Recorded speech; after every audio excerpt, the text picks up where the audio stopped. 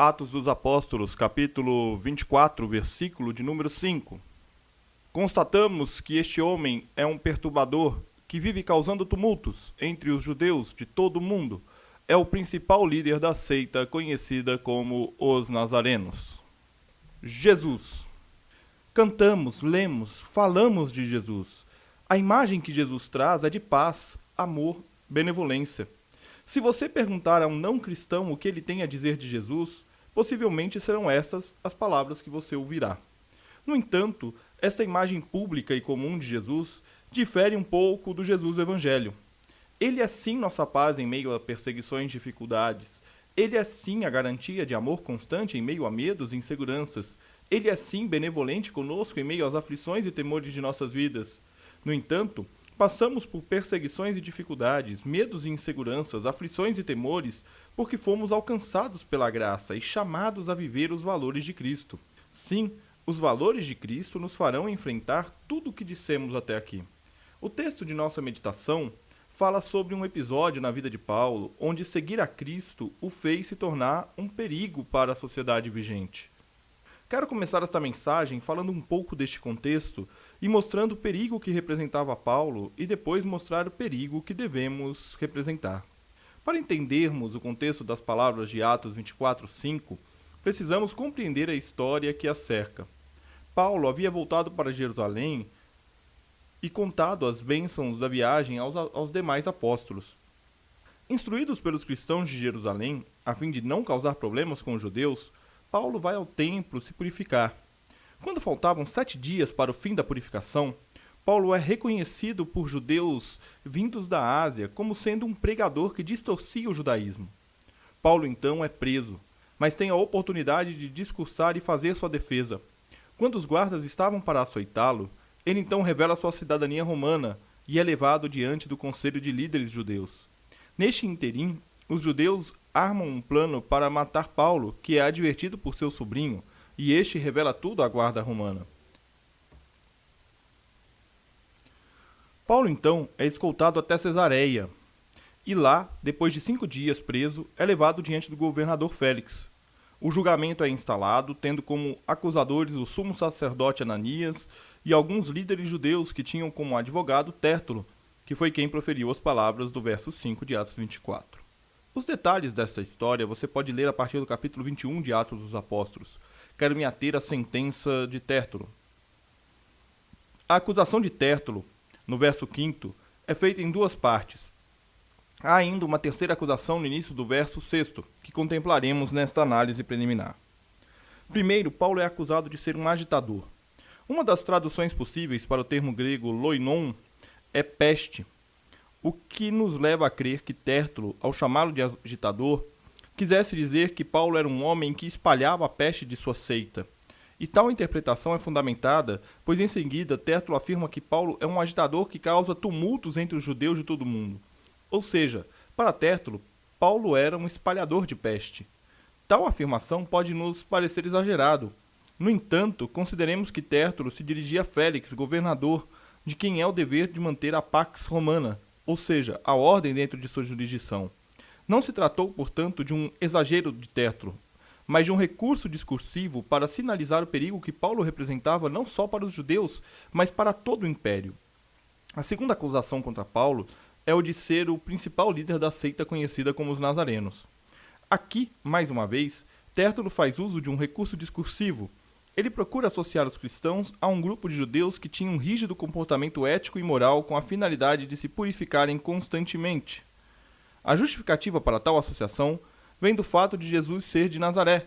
O que ele tentou fazer foi colar a imagem de um no outro, o que não convenceu Félix, pois no relato de Atos 24:22, temos a informação de que o governador tinha bastante conhecimento sobre o caminho, o que o deve ter levado a desconsiderar tal discurso.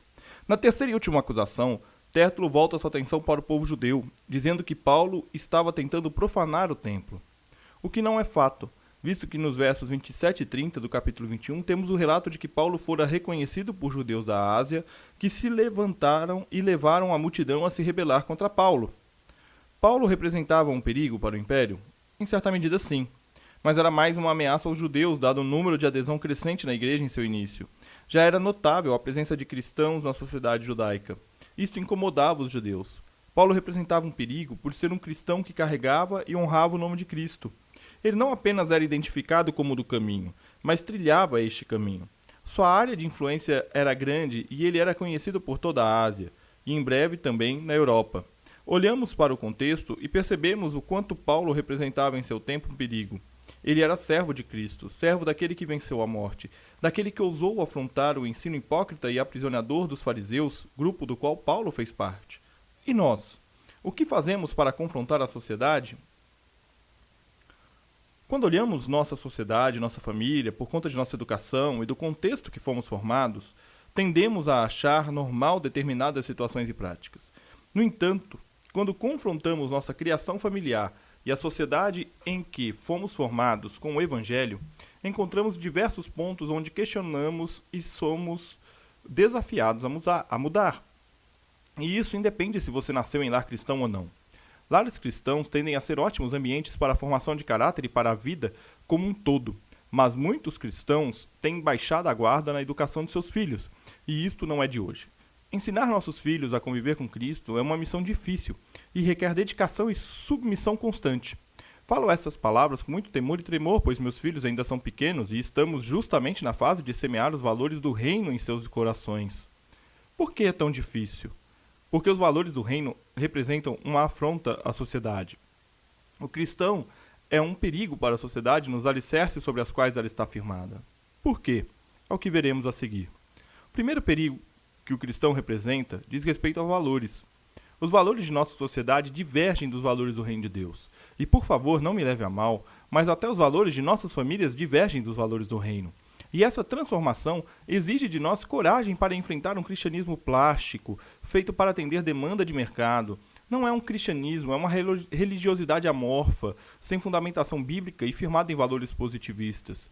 Os valores de Deus vão nos confrontar, inclusive em relação à educação que recebemos de nossos pais. Eu sempre agradeço a Deus pela minha família, pelo legado que recebi de meus avós e pais, o legado do Evangelho. No entanto, tem o lado da história que a gente não costuma contar no púlpito, mas que precisa ser pontuado, que são as práticas familiares, as condutas que temos e reproduzimos, como sendo natural, pois nossos pais agiam assim e nossos avós também. Mas o Espírito Santo nos mostra que aquela atitude não condiz com o reino de Deus. Você já fez esta autoanálise? Você já questionou se determinados valores familiares são condizentes com o reino de Deus? Ouse, pelo poder do Espírito, vencer valores familiares que estão dissonantes com o Evangelho. Não estou dizendo para você afrontar sua família, mas sim para avaliar o que em sua vida é influência de atitudes negativas de sua família e o que é valor do reino que sua família te legou. Se o primeiro perigo que devemos representar para a sociedade está nos valores, o segundo está na visão. A maneira como cristãos veem a sociedade não pode ser da mesma maneira que a sociedade em geral vê. Vou dar alguns exemplos. Diante da corrupção que é diariamente noticiada, não cabe ao cristão tomar medidas extremadas, mas sim apontar a direção para a solução da corrupção.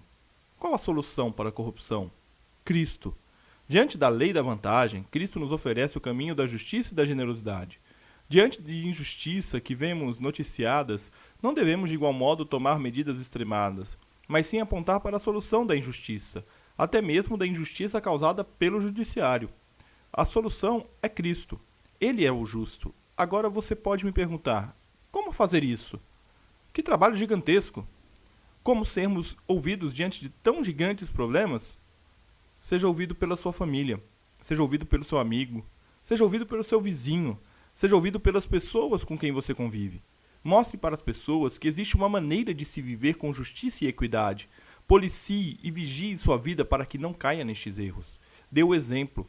Aponte mudanças, aponte Cristo, mas não espere receptividade. Não espere que ao apontar soluções cristãs para dilemas e problemas do dia a dia, você encontrará acolhimento para suas palavras.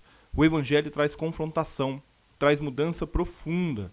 E mudanças profundas requerem de nós submissão à vontade de Deus. Ninguém gosta de se submeter.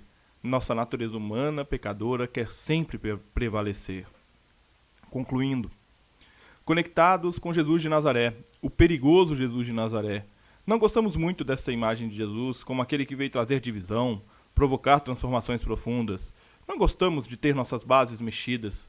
Ninguém gosta de ser questionado em seus valores íntimos. Jesus nos chama para remexer com estruturas que nos aprisionam e nos conduzem para a morte.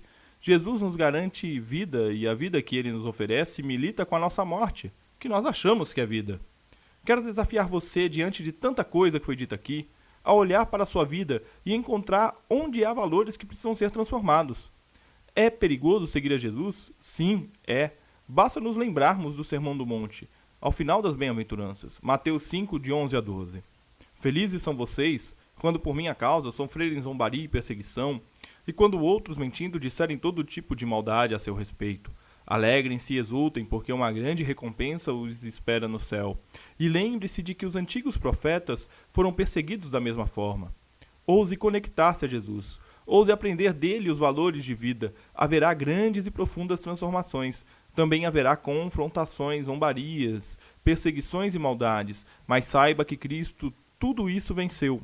E nele podemos superar tais dificuldades. Não por méritos nossos, mas pelo poder do Espírito Santo de Deus. Que Deus assim nos abençoe.